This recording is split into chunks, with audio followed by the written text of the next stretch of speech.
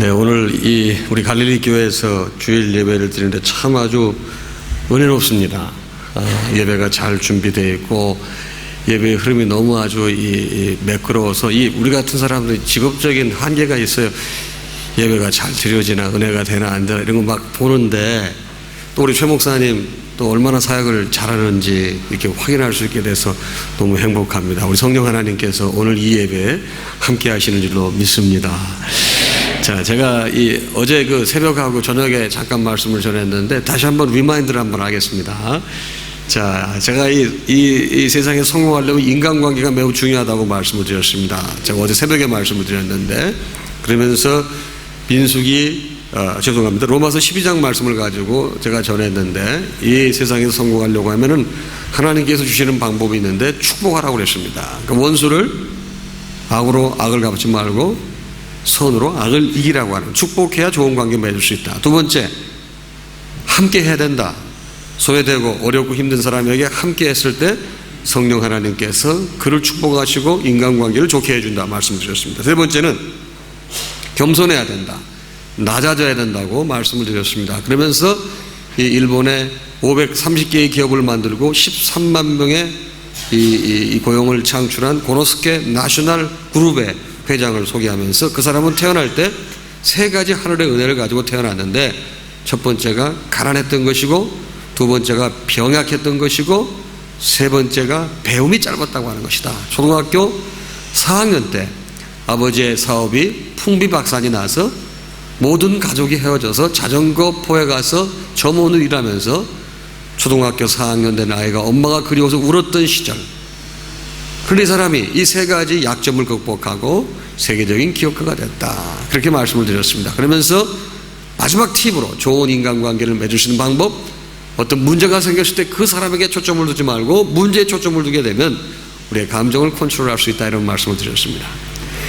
이게 로마서 12장 말씀이었고요. 어쩌다게는 제가 민수기 14장 말씀을 가지고 블루 오션, 퍼플 오션, 레드 오션 이런 거 말하면서 차별화 신앙에 대해서 말씀을 드렸습니다. 기업을 해서 돈을 버는 사람도 차별화하지 않기 때문에 돈을 벌지 못하는데 신앙생활하는 우리가 차별화되지 못한 신앙을 하게 되면은 신앙생활이 건강해질 수 없다. 그러면서 무엇이 차별화된 신앙이냐 하면서 여호수아 갈렙을 통해서 말씀을 드렸죠. 첫 번째가 차별화된 신앙은 상황만 보는 것이 아니고 상황 넘어서 보는 본질을 볼 수 있어야 된다. 두 번째는 차별화된 신앙은 현재만 보는 것이 아니라 미래도 볼 수 있는 시각을 가져야 된다. 그래서 현재를 바라볼 때 과거의 시각으로 바라보게 되면 힘들고 어렵지만은 미래의 시각을 가지고 바라보게 되면 극복할 수 있다. 미래의 시각을 가져야 되는 것이 차별화 신앙이다. 그리고 마지막은 사람도 넘어서야 된다 말씀을 드렸습니다.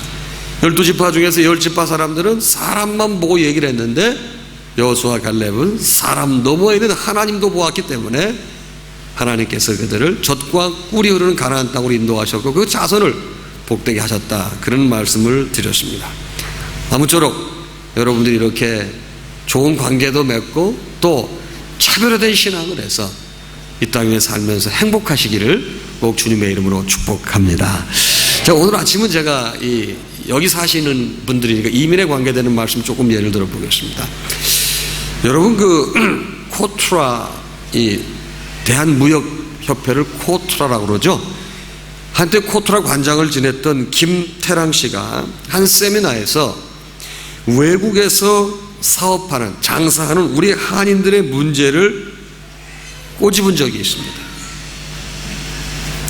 이분이 이런 얘기를 들었어요. 여러분, 브라질에 가게 되면 상파울로가 있지 않습니까? 이 브라질 상파울로의 상가에 한국 사람이 운영하는 옷가게가 나타나면 주변 현지 상인들이 이제는 우리는 망했다라고 울상을 짓는다는 거예요. 왜 그럴까요? 한국 사람들은 워낙 근면하고 억척스러워가지고 늘 주변 상권을 장악해버리기 때문에 상파울로 옷가게 이 질비한 곳에 한국 사람 들어가면은 우리 이제 끝났다고 다 울상을 짓는 거예요. 참 대단한 민족성입니다. 그런데 한국 상점이 그 주변에 하나 더 생기면 이 사람들은 야 손뼉을 치면서 이제 우리는 살았다 하고서 안도의 한숨을 내쉰다는 거예요. 그 왜 그러냐 봤더니 한국 사람들은 모이기만 하면 싸운다네. 이거 김타랑 씨가 한 얘기예요. 무역관장 하신 분이. 그러면서 서로 과당 경쟁을 하기 때문에 조금만 지나가게 되면 둘 다 망하기 때문에 버티기만 하면 된다, 이런 얘기를 한다는 거예요. 여러분, 파리에 중국 식당이 하나 생겼답니다. 여기서 식당 주인은 때가 되니 오래 일했던 주방장을 같은 거리에 점포를 하나 얻어가지고 독립을 시켜주더랍니다. 그리고 잡을 때까지 주위 사람들이 몇 달간 찾아가서 계속 그 음식을 먹어주는 거예요.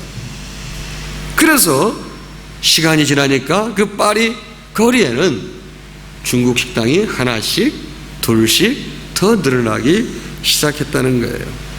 그러면서 이 김타랑 관장은 세 나라를 비교했습니다. 먼저 중국인들은요, 너도 살고 나도 살자, 이런 여러분 이 생각을 가지고 서로 돕는다는 거예요.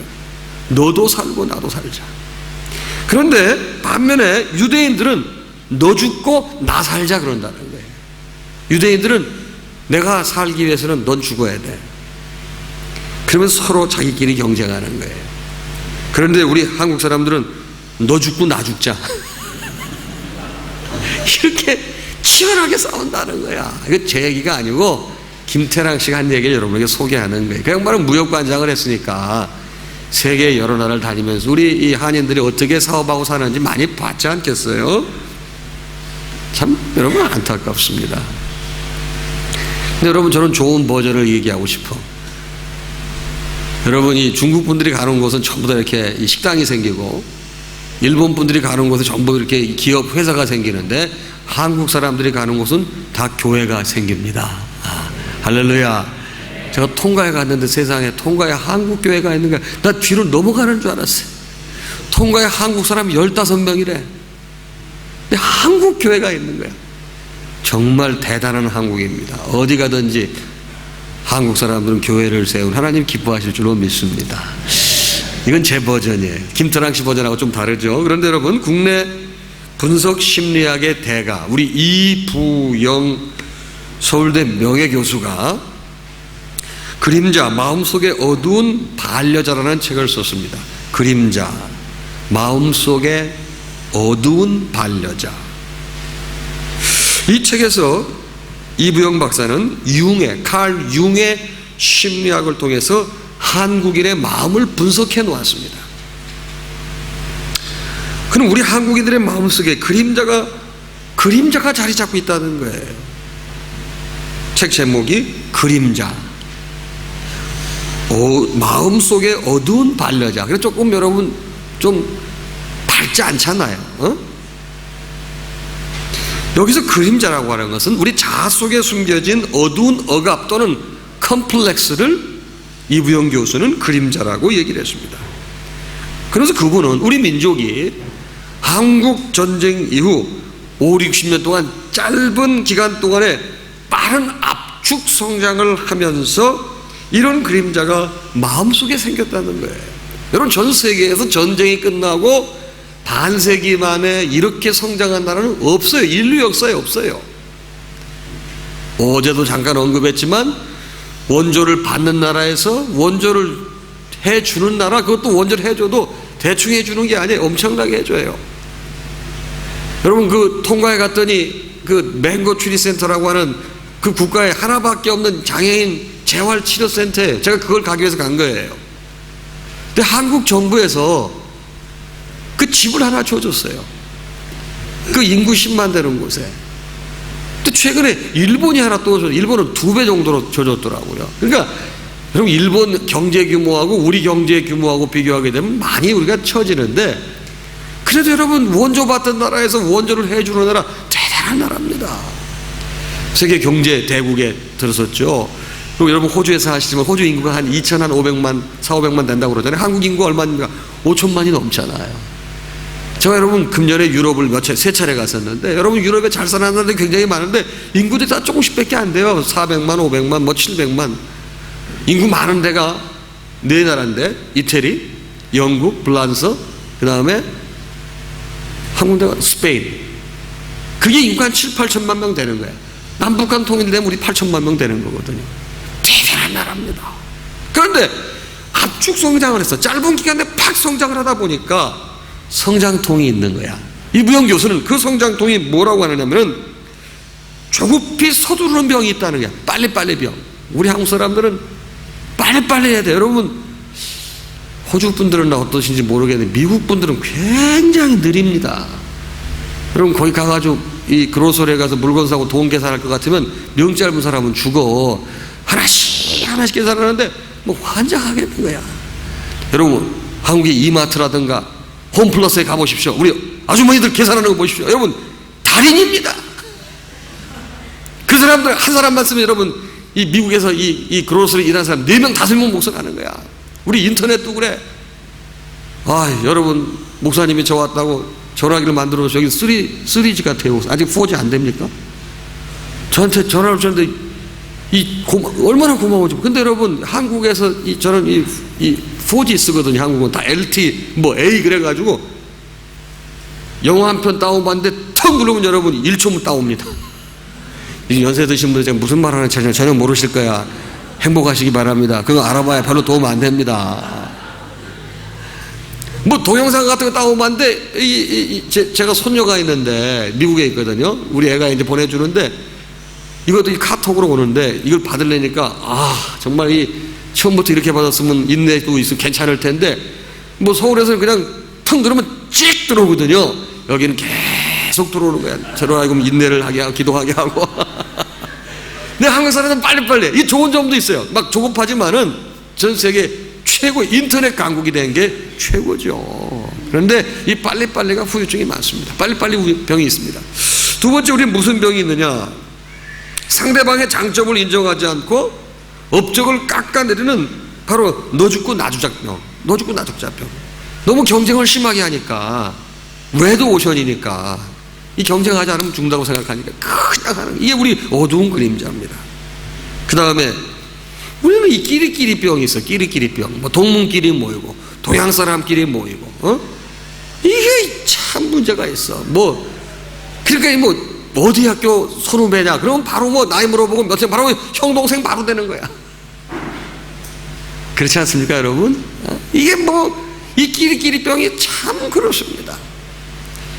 우리가 태어나는 곳을 선택할 수 없고, 내가 태어나는 성별을 선택할 수 없고, 내가 태어나는 지역을 선별할 수 없고, 내가 태어나는 부모님을 선택할 수 없는데 한국 사람은 그런 거 가지고 끼리끼리 다 만들어내잖아요.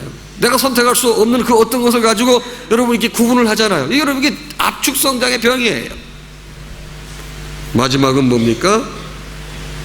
매사에 양극단을 왔다 갔다 하는 흑백병이 있어. 흑백병. 이런 그림자가 바로 우리 사회, 우리 민족 간의 끝없는 갈등을 야기하고 있는 거예요. 이런 그림자 때문에 우리 사회가, 우리 민족들이 하나로 뭉치지 못하고 계속해서 동과 서로 갈리고, 여러분 투표하고 보세요. 동과 서가 딱 갈립니다. 보혁이 갈등하고, 보수와 여러분 좀 개혁적인 성향 있는 사람들이 갈리고, 그 다음에 세대와 세대가 나뉘고, 그리고 여러분 이 노사 갈등이 끝이 없어요. 자꾸 이런 이 압축성장에 따른 그림자가 우리들 마음속에 자리 잡고 있으니까 하나가 되지 못하고 어려운 가운데 있다 이 말이에요. 그런데 이런 갈등이 21세기에 접어들면서 더 심화되고 있는 게 문제예요. 이 무영 교수의 분석처럼 우리 안에 마음의 어두운 그림자가 너무 깊이 자리 잡고 있는 것 같습니다. 그런데 우리 신앙생활에도 이런 것이 자연적으로 영향을 줄 수 있게, 이게 문제라 이 말이에요. 우리 신앙인들은 이런 어두운 그림자를 털어내면서 갈등을 넘어서야 합니다. 너 죽고 나 죽자식으로 내부 갈등에 휘말리면 모두가 망하는 거예요. 이제 힘을 합하고 하나가 돼야 됩니다. 오늘 본문은 이런 마음의 어두운 그림자를 털어버리고 갈등을 넘어설 수 있는 비결을 제시해 주는 거예요. 여러분, 우리 사는 사회에 갈등이 정말 많은데 성경은 이 갈등을 넘어서서 하나가 되는 방법을 가르쳐 주고 있으니 저는 여러분들에게 그 성경의 방법을 오늘 소개하고 싶다 이 말이에요. 오늘 배경이 고린도 교회입니다. 당시 고린도 교회는 심각한 문제가 하나가 있었습니다. 이 교회 안에 말이에요, 신앙생활을 잘하는 사람들이 교회 안에 파벌로 인해 가지고 분쟁이 있었다 이 말이에요. 우리 뭐 갈릴리 교회하고는 전혀 상관없는 거예요. 그런데 여러분 성경에 나오니까 예를 드는 겁니다. 교회 파벌이 4개가 있는데 바울파가 있고 아볼로파가 있고 게바파가 있고 그리스도파가 있는 거예요. 바울이 이 교회를 세웠기 때문에 바울이 고린도 교회를 개척을 했습니다. 교회 초창기 때부터 바울을 따르던 사람들이 바울파를 이루었습니다. 바울이 다른 지역 선교하러 갔을 때 그 교회가 비자 아볼로가 와가지고 교회를 지도하고 성도들을 가르쳤는데, 이 아볼로는 탁월한 식견과 언변이 뛰어나가지고 얼마나 잘 가르쳤는지 몰라요. 그래서 아볼로에게 빠져가지고 바로 아볼로를 따르던 사람들이 아볼로파를 형성을 했습니다. 아마도 베드로에게 세례를 받고 그를 따르던 사람들이 팔레스타인 지방에서 바로 고린도로 이사 오면서, 팔레스타인 같은 지역이잖아요. 거기서 게바에게 베드로에게 세례 받고 이 양반들이 고린도에 이주해 와가지고 본인끼리 모여가지고 같은 교회에 나오는데 게바파를 형성을 했어요. 또 그리고 남다른 영적인 은사를 받아가지고 자기들은 직접 예수 그리스도와 영적인 교제를 나눈다고 하면서 직통파, 그래가지고 그리스도파가 생긴 거야. 교회 안에. 그러니까 여러분, 교회를 개척했던 바울파, 그 다음에 말씀을 잘 가르쳤던 아볼로파, 그 다음에 여러분 이 고향이라고 볼 수 있는 팔레스타인, 여러분 이스라엘 사람이 살던 그 유대 땅에서 세례받고 온 사람들로 이루어진 이쪽 고린도까지 이민은 게바파, 베드로파, 그 다음에 직통계시를 만드는 그리스도파. 이 교회가 하나인데 이렇게 파가 나뉘어 있는 거예요. 오늘 본문 4절을 보면 이렇게 말씀하고 있습니다. 어떤 이는 말하되 나는 바울에게라 하고 다른 이는 나는 아볼로에게라 하니. 보니까 바울파와 아볼로파 사이의 갈등과 분쟁이 그 중에서 가장 심했다는 것을 알 수 있습니다. 이 두 파가 숫자도 가장 많았고 영향도 가장 컸기 때문입니다. 이 두 파는 새신자가 오면 자기들이 세례를 주고 지지파로 끌어들이려고 경쟁했습니다. 사사건건 대립하고 마찰을 빚었습니다. 본문에서 바울은 이 문제의 원인을 진단해 주고 있습니다. 왜 그런지. 1절 2절인데 내가 신령한 자들을 대함과 같이 너희에게 말할 수 없어서 육신에 속한 자를 대함과 같이 하노라.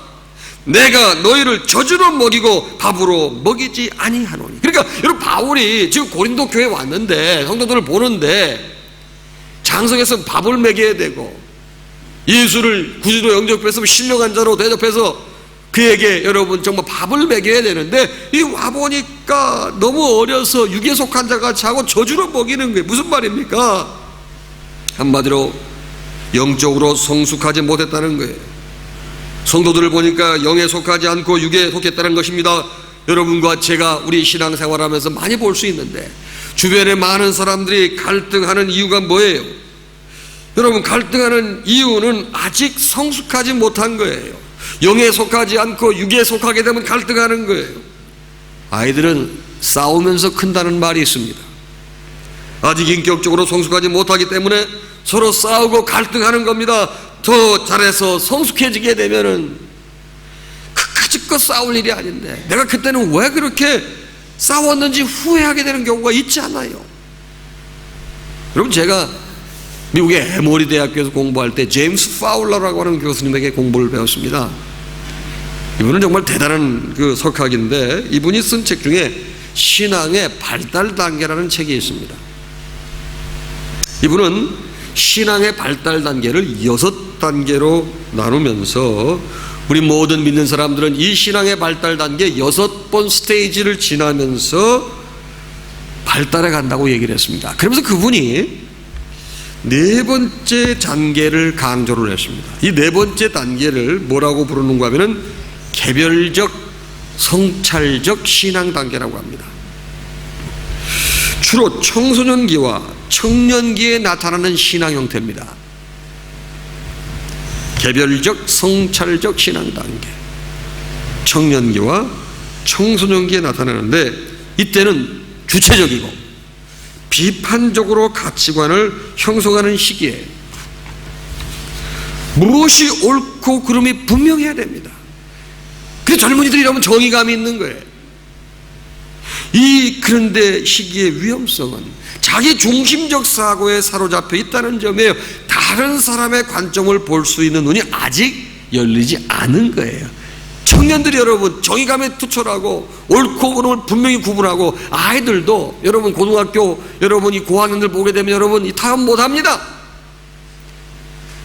정말 그런 시기가 필요한데, 이게 다른 사람하고 비교하는 아직 이 역량이 아직 개발이 안 됐다 이 말이에요.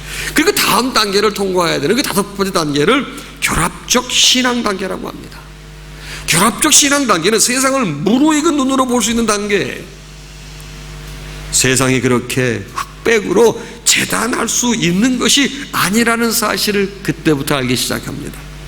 인생의 모순도 받아들일 준비가 되어 있습니다. 다른 사람의 입장도 이해할 수 있습니다. 이런 파울로의 이론을 따르게 되면 매사에 시시비비를 가리려고 하는 갈등을 조장하는 사람들은 대체로 개별적 성찰적 신앙 단계에 속하는 사람들이라고 볼 수 있는 거예요. 아직 청소년기 수준의 신앙에 머물러 있다고 볼 수 있는데, 파울로 교수가 지적한 것처럼 나이는 이미 성인 단계에 있음에도 불구하고 적지 않은 사람들이 아직도 이 네 번째 단계 개별적 성찰적 단계에 머물러 있음으로 말미암아 옳고 그름 시시비비만 따지려고 하는 거예요. 그렇기 때문에 거기에서 문제가 많이 생깁니다. 여러분 한국에서 초등학교 다니셨을 때 여러분 길 가다가 금품을 주었습니다. 이거 어디에 갖다 주라고 여러분 배웠습니까? 다 이거 파출소라든가 경찰서에 갖다 주라고 배웠어요. 여러분 나이 좀 먹고 나면 이렇게 주문 거 어디 갖다 줘요? 고민이 생겨. 여러분 어린아이들은 그 주문 바로 거기 갖다 주는데, 인생을 좀 살 만큼 살고 여러분 이런 그 결합적 신앙 단계에 도달하게 되면 여러분 헷갈려지기 시작하는 거예요.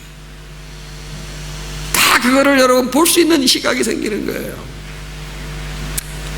그런데 여러분 우리가 나이가 40이 되고 50이 되고 60이 돼도 이 생물학적 나이는 그렇게 됐음에도 불구하고 아직 이 정신앙 발달 단계 4단계에 머물고 있기 때문에 항상 따지려고 그러고 옳고 그름만 하기 때문에 거기서 갈등이 시작이 되는 겁니다.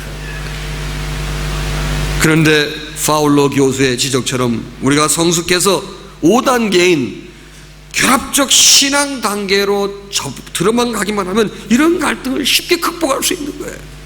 오늘 본문을 보게 되면 성숙하지 못한 신앙인을 한마디로 육신에 속한 자라고 정의하고 있습니다. 헬라어로는 사르키코스라고 합니다. 교회는 다니지만 예수는 믿는다고 하지만 아직도 자기의 육체적인 욕망을 따라 사는 사람을 사르키코스라고 하는 거예요. 자기 뜻을 앞세우고 자아의 욕망에 집착하며 살아가는 사람들이 사르키코스, 육에 속한 사람이에요. 이에 비해서 성숙한 신앙인을 성경은 신령한 자라고 말하고 있는데 헬라어로 푸뉴마티코스라고 합니다. 다시 말하면 영에 속한 자올시다. 예수 믿고 성령에 충만하여 하나님의 뜻을 깨닫고 그 뜻을 앞세우고 사는 사람을 바로 푸뉴마티코스, 영에 속한 사람이라고 하는 거예요. 우리가 교회나 신앙 공동체 안에서 갈등을 빚는 이유는 아직 우리가 육에 속해 있기 때문이에요. 우리가 영에 속한 사람으로 변하면 우리 안에는 갈등은 극복될 줄로 믿습니다. 그래서 영에 속한 자로 가도록 노력하는 곳이 교회입니다. 그래서 우리가 말씀 공부해야 됩니다. 예배 참여해야 됩니다. 우리 교회 보니까 너무나 좋은 이 4단계 이 교회 교육 구조가 있더라고요. 그건 여러분 뭡니까? 육에 속했던 옛사람을 죽여버리고 여러분 영에 속한 사람으로는 날로 거듭나려고 노력하는 거예요. 여러분 이 세상에 쉬운 게 아무것도 없어요. 여러분 더운 여름날 라면 먹는 것도 힘들어, 땀나서. 그런 여러분이 영적으로 성장하는 게 가만히 있으면 여러분 이게 영적으로 성장해집니까? NO! 영적으로 성숙하기 위해서 부단한 노력을 하지 않게 되면 안 되는데, 그 노력을 할 때 성령 하나님께서 우리와 함께 하심으로 힘주시고 이끌어주시고 도와주신다는 거예요.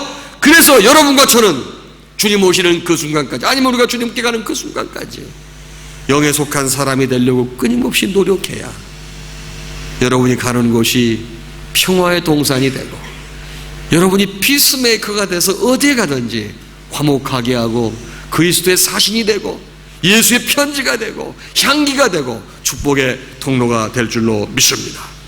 여러분, 많은 사람들은요, 교회라든가 신앙 공동체 또 회사의 갈등이 빚어지는 이유는 문제가 있기 때문이라고 그래요. 그렇죠. 문제가 사라지면 갈등은 해결될 것으로 생각합니다. 물론 문제가 없어야 됩니다. 그러나 보다 근본적인 문제는, 문제보다 더 근본적인 문제는 사람들이 바뀌지 않는 거예요. 이게 문제인 거예요. 육에 속한 사람들은 문제 아닌 것도 문제를 만들어 갈등을 조장합니다. 그러나 육에 속한 사람이 아닌 영에 속한 사람은 문제도 기도하면서 잘 풀어갑니다. 그렇기 때문에 여러분과 제가 영에 속한 사람이 되어야 될 줄로 믿습니다. 육에 속한 사람 문제 아닌 것도 계속 만들어가요. 참 취미 쳐놓고는 참 기묘한 취미야. 육에 속했기 때문에 그렇습니다.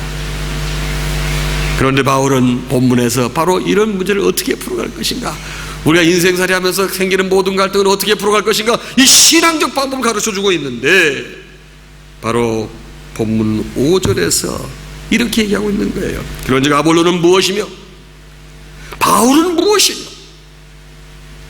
저희는 주께서 각각 주신 대로 너희로 하여금 믿게 한 사역자들이니라. 바로 뭡니까? 바울은 아볼로를 용납하고 아볼로를 인정하고 아볼로를 수용한 거예요. 바울은 아볼로와 자기 모두가 하나님께서 세우신 사역자라고 딱 잘라서 말합니다. 상대파의 지도자인 아볼로를 같은 주님의 사역자로 인정하는 거예요. 상대파를 용납하고 인정하는 것입니다. 성경 여러 곳을 살펴보게 되면 바울과 아볼로는 무척이나 사역 스타일이 달랐어요. 그리고 서로 비판하고 서로의 입장차가 너무 커서 마찰을 일으켜 온 것이 사실이에요. 대표적인 예를 들어보겠습니다. 사도행전 19장 1절 이하에 보게 되면 이런 말씀이 있습니다. 아볼로가 고린도에 있을 때 바울이 윗지방으로 다녀 에베소에 와서 어떤 제자들을 만나 이르되 너희가 믿을 때 성령을 받았느냐? 이르되 아니라 우리는 성령이 있음도 듣지 못하였노라. 이게 무슨 말이에요? 아볼로가 여러분 이 교인들을 가르쳤단 말이에요. 그런데 아볼로의 가르침에는 성령론이 없는 거야. 여러분 지금 예수님 안 계셔요. 아니 목사님 무슨 말씀 그렇게 심각하게 하냐? 예수님이 안 계셔. 육신적으로는 돌아가셨어. 2000년 전에. 예수님께서 승천하시면서 뭘 약속하셨죠? 하나님께서 보혜사 성령을 나 대신 보내신다고 그러셨어.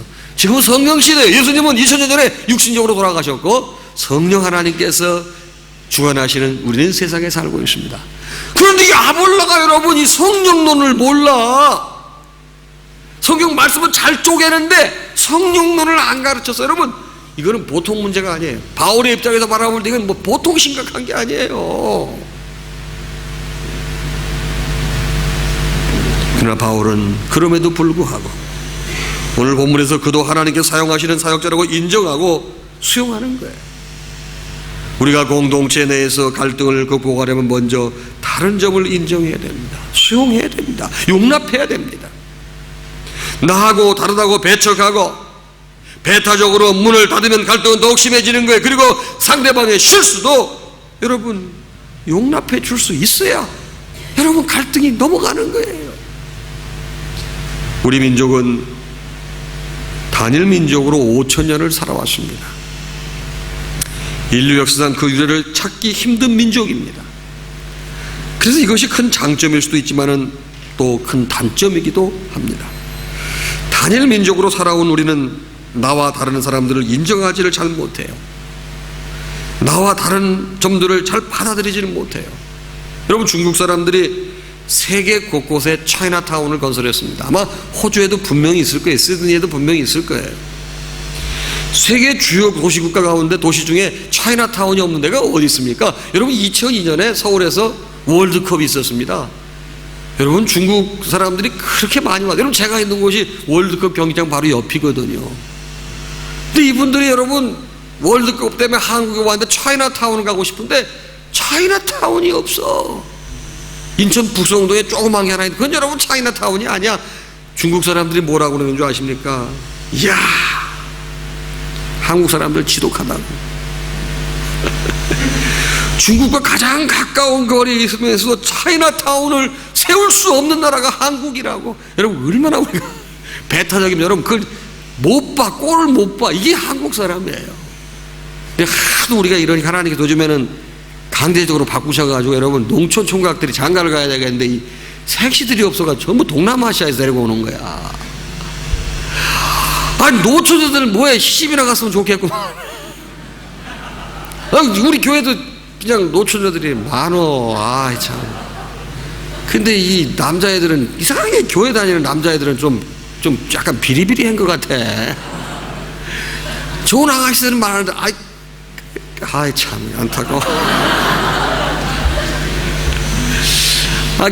그러니까 하나님께서 이제 안 되니까 동남아시아에 있는 아가씨들 뭐 필리핀 아가씨, 뭐 비에트남 아가씨, 중국 아가씨 뭐 다 오게 해가지고 지금은 여러분 다민족 이 교육이 이제 나오고요. 우리도 여러분 농촌 결혼하는 분들의 충격적인 사실인데 여러분 3분의 1 정도가 이제 동남아시아에서 오는 이런 분들하고 결혼을, 외국 분들하고 결혼을 하는 거예요. 점점 더 이제 많아지겠죠. 이제 수용을 좀 하겠죠. 여러분 우리가 갈등을 극복하려면 이런 배타성을 극복해야 됩니다. 여러분 사자하고 소하고 너무너무 사랑해서 결혼을 했어. 서로의 행복을 위해서 여보 우리 서로 최선을 다합시다. 서로 사랑하고 삽시다. 결혼할 땐 다 누구나 그러지. 안 그런 사람이 어디 있어. 소가 아침상을 차렸어. 남편을 너무너무 사랑해가지고 자기가 좋아하는 신선한 털을 다 뜯어다가 남편 사자에게 정성껏 대접을 해서 사자가 최선을 다해서 부인이 만들어준 거니까 최선을 다해서 먹으려고 애를 썼어. 다음 결과는 여러분의 상상에 맡기겠습니다. 이 부부는 번갈아 가면서 밥을 하자고 그랬거든. 다음 날은 신랑 사자가 이제 식탁을 준비를 했습니다. 자기가 좋아하는 사슴고기를 구해다가 정성으로 최선을 다해서 아내 소를 위해서 음식을 제공했네. 소가 먹어보려고 최선을 다했지만 소도 배탈이 났고 부인도 배탈이 났고 남편 사자도 배탈이 나가지고 끝내 둘은 사랑했지만 헤어질 수밖에 없었어. 헤어지면서 하는 말이 여보 나는 당신을 위해서 최선을 다했어. 피차 마찬가지요. 서로 최선을 다했다는 거야. 나는 최선을 다했기 때문에 문제는 그대에게 있다고 주장하는 거예요.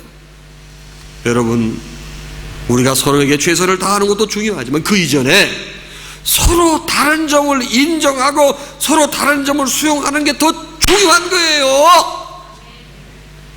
우리가 그걸 못해 다른 걸 인정을 못해. 여러분 저도 사실은 이거 수용하는데 시간이 좀 많이 걸렸어. 저한테도 해는 설교야. 늘 저희 가정에 이 치약 때문에 문제가 되는데 그걸 내가 극복하는데 30년 걸렸습니다. 저는 여러분 치약을 밑에부터 짜갑니다. 이렇게. 근데 제 처는 배부터 짭니다. 뭐 환장하겠는 거야. 여기 웃는 분들 보면 이가정도 뭐 있는 것 같은데. 그래서 제가 제발 좀 그러지 말아라. 그럼 나는 그걸 다 다시 이제 원상태로 회복시켜놔. 다음 날 가면 또. 근데 그게 이제 그 보니까 이제 옳고 그름의 문제는 아니더라고. 그렇잖아요. 그거 가지고 뭐 천국을 못 가거나 지옥 가거나 그런 건 아니잖아요. 30년 걸리더라고 수용하는데. 그럼 당신은 당신 치약까지 쓰고 나는 내 치약 가고 씁시다. 그러고 살았어. 여러분 그렇잖아요. 여러분 뭐 저 결혼 주례 많이 하거든요. 근데 주례할 때 제가 항상 하는 얘기가 요즘은 대부분 30 넘어서 결혼들을 많이 해요. 30년 이상을 가정도 다르고 환경도 다르고 배경도 다르고 이런 데 자란 사람들이 만나 사는데 지가 신랑이라고 남편이라고 가정의 머리는 남편이라고 성경에 써있으니까 나를 따르라 무조건 하게 되면 따르나 요즘에. 그럼 부인이 뭐라고 그러는지 아세요?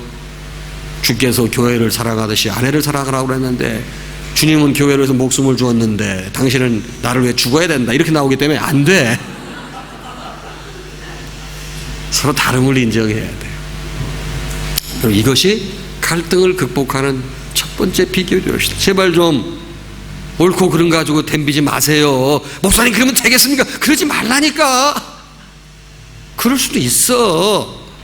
제발 4단계에 머물지 말고 5단계에 머물러서 길에서 가다가 돈을 주었을 때 바로 팥주스에 갖다 준다고 하는 생각에서 좀 벗어나서 좀 생각을 좀 입체적으로 좀 하시기를 좀 바랍니다. 두 번째가 뭡니까? 동역입니다. 동역. 갈등을 극복하는 두 번째 방법은, 성경적 방법이 동역하는 거예요.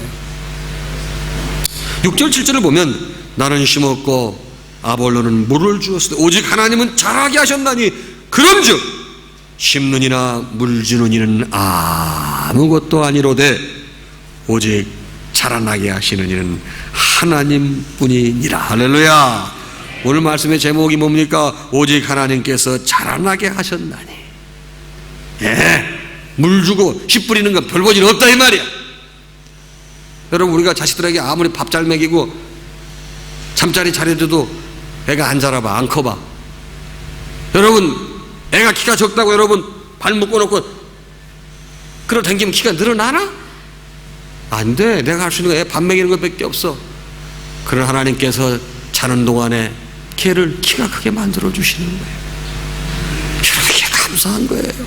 여러분, 우리는 밥을 먹지만은 소화는 누가 시켜주셔? 여러분이 소화를 위해서 하신 게 뭐가 있어? 먹기만 했지. 하나님께서 우리에게 자율신경 이런 거 모든 걸 다 허락하셔가지고 알아서 다 하고. 여러분은 주무시지만 이 심장은 안 쉬어. 계속 뛰고 있어. 이런 것도 이 엄청난 하나님을 그래도 모르고 사시니까 행복하신 거야. 모르면 행복하다. 깨닫고 나면 더 행복할 줄 믿습니다. 여러분, 동역이 바로 그거예요. 9절 말씀에 우리는 즉 바울과 아볼로는 두 사람은 모두가 하나님의 동역자라고 말씀하고 있습니다. 먼저 우리가 주목해야 될 것은 여러분과 우리 모두가 동역자, 특별히 하나님의 동역자라는 거예요. 바울은 자기도 그렇고 아볼로도 그렇고 모두가 하나님 일을 위해 하나님께로 동역자로 부르심을 받은 사람들의 사실을 깨닫고 있습니다.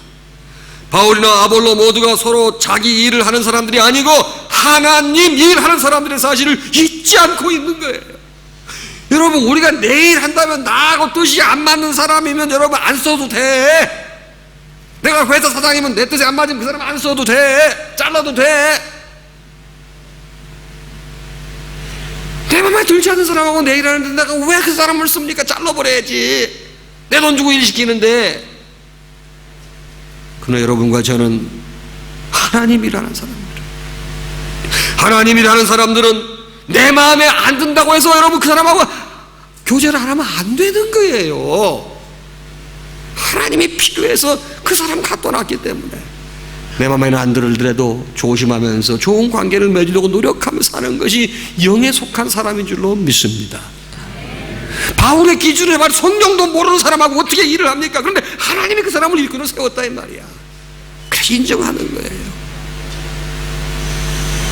내 기준에는 안 맞지만 하나님 뜻에 합하기 때문에 그 부지깽이 같은 사람도 들어 쓰시는 거예요. 그래서 우리는 나도 저 사람도 모두가 하나님께 쓰시기 위해서 부르신 하나님의 동역자라는 사실을 잊지 않고 신앙생활해야 은혜가 있고 성령이 여러분의 삶에 머물 줄로 믿습니다. 여러분, 저도 목회를 하는데 우리 교인 중에 속 새기는 사람이 있어. 진짜 때를 얻거나 못 얻거나 그렇게 속을 새기는데 내가 그 양반께 하나님 저에게 감당할 만을 주셔서 감사합니다. 왜? 성경에 보니까 너희가 감당할 시험 밖에는 당한 것이 없나니 너희가 시험 당할 때 피할 길을 주사 너희로 능히 감당케 하시느니라. 할렐루야. 근데 그 양반 없으면 더 센 놈이 나와. 난 그렇기 때문에 내가 지금 매니저를 하기 때문에 주신 줄도 알고 감사하게 생각합니다. 여러분, 매사에 그렇게 생각하시기를 바랍니다. 저 사람 없었으면 좋겠지. 그 사람 없으면 더 센 놈 나와. 이게 동역이야, 동역. 여러분, 교회 가게 되면 여러분 어떤 사람 싸워가지고 서로 교인들인데 얼굴도 안 보는 사람들이 있어. 우리 교인들도 그래. 들어오는 문이 달라가지고 일로 들어오고 저쪽으로 나가. 서로 같은 선교회인데 보지도 않아. 야, 얼마나 마음이 힘들까. 내가 그런데 중매를 못해. 왜? 일정한 시간이 지나서 깨달아야지. 내가 목사가 가서 사과를 한다고 사과가 됩니까? 화가 됩니까? 안 되지. 교회 와서 예배드려도 다 소용없는 거예요. 그 사람 얼굴 보기 때문에 다 쏟는 거고 그 사람 어떻게 하면 피할까 그 생각만 하고 오기 때문에 하나님 보러 오는 게 아니지 뭐. 여러분, 하나님의 동역자들은 서로가 협력해야 합니다. 바울은 심는 역할을 했습니다. 아볼로는 문주는 역할을 했습니다. 하나님의 동역자들이 각자가 맡은 바 은사로 자기의 역할을 하면서 하나님의 일을 협력해야 그 하나님이 그걸 보고 역사하시는 거예요. 여러분, 요한 웨슬리는 일기에서 자기 삶의 획기적인 전기를 마련해 준 어떤 분의 권면 구절을 적어 놓았습니다. 당신이 하나님을 섬겨 천국에 가기를 원한다면 명심하십시오. 당신 혼자서는 하나님을 섬길 수 없습니다. 동역자를 찾으십시오. 없다면 만들어 보십시오. 성경은 혼자서 고독하게 믿는 종교에 대해서 이야기하는 바가 전혀 없습니다. 혹시 여기 신앙생활 하면서 혼자 고독하게 외롭게 교회 다니시는 분 계십니까? 오늘 손 씻어. 오늘 손 씻고 오늘부터 친구도 만들고 얘기도 하고. 이 교회 보니까 너무 좋은 게 목사님 아주 설교 듣기 전에 다 일어나고 한 3, 4분 정도 다 인사를 하고 나도 교회 가서 해봐야 될 것 같아. 다 만나서 얘기하고 막 이래야 됩니다. 혼자 있어봐 자기만 손해지 뭐 누가 알아주는 사람도 없다. 자기만 고독스럽지 뭐. 우리가 밥 먹으러 가자고 그러면 그것도 없지 뭐. 혼자 사역하는 법은 없어요 성경에. 그래서 어느 때보다 갈등이 심화되는 시대에 여러분과 제가 살고 있는데 우리가 힘을 모아서 갈등을 극복해야 이 유수한 이 대한민국 국민으로서의 자부심을 가지고 세계 복음화에 앞장서지 않겠습니까? 여러분, 전 세계에서 선교사를 두 번째로 많이 보낸 나라가 우리나라인데 물리적인 숫자는 미국이 더 많지만 인구 대비를 하게 되면 한국이 더 많아요. 대단한 나라입니다. 하나님께서 복 주셨어요. 여러분, 하나가 돼야 돼요. 하나가 되려면 어떻게 해요? 첫 번째, 수용하고 차이를 인정해야 돼. 두 번째, 동역해야 된다. 내 일이 아니고 주님의 일이기 때문에 내 일이면 잘라도 되는데 하나님 일이니까 동역해야 된다. 마지막 예화 하나 드리고 말씀 마치겠습니다. 여러분, 유대 문학 미드라시에 이런 얘기가 나옵니다. 어느 날 다윗 왕이 궁중에 있는 한 보석 세공사를 불러서 명령을 내립니다. 나를 위해서 반지를 하나 만들어라. 그런데 그 반지에다가 네가 글을 좀 하나 써 넣어야 돼. 내가 매우 큰 승리를 거둬 큰 기쁨을 억제하지 못할 때 그 마음을 조절할 수 있는 글귀를 새겨 넣어라. 동시에 그 글귀가 내게 절망에 빠져 있을 때는 나를 이끌어낼 수 있는 그런 내용이어야 된다. 보석 세공인은 지엄하신 왕의 명령이기 때문에 정성을 다해서 반지를 만들었습니다. 그런데 그런 반지가 조그맣잖아요. 거기다 글귀를 뭘 어떻게 써? 아무리 생각해봐도 왕이 흥분했을 때 마음을 가라앉히고 왕이 마음이 다운됐을 때 마음을 일으켜 세울 수 있는 글귀를 아무리 생각해도 안 떠오르는 거예요. 할 수 없이 지혜가 탁월한 솔로몬 왕자에게 간 거예요. 왕자님, 제가 임금님으로부터 이런 주문을 받았는데 아무리 생각해도 글귀가 떠오르지 않습니다. 왕자님, 저를 도와주세요. 이 솔로몬 왕자가 그 세공사의 얘기를 듣고 딱 얘기를 합니다. 그래, 이런 말을 써 넣거라. 이 또한 지나가리라. 그래가지고 그 반지 안에다가 이 또한 지나가리라 썼어요. 여러분, 이 얘기는 상당히 우리에게 시사하는 바가 많은 내용입니다. 우리 살다 보면 여러분 흥분할 때가 있습니다. 또 속상할 때가 있습니다. 이 또한 지나가는 겁니다. 여러분, 지나려고 보면 별거 아닌데 왜 이럴까? 갈등의 시대에 살고 있습니다. 사랑하는 성도 여러분, 이 또한 지나갑니다. 수용하시고 이해하시고 받아들이셔서 여러분이 행복하시길 바랍니다. 이 또한 지나가는 거예요. 다 지나가는 거니까 그때를 잘 견뎌서 하나님께 영광 돌리는 여러분들 되시기를 주님의 이름으로 축원합니다.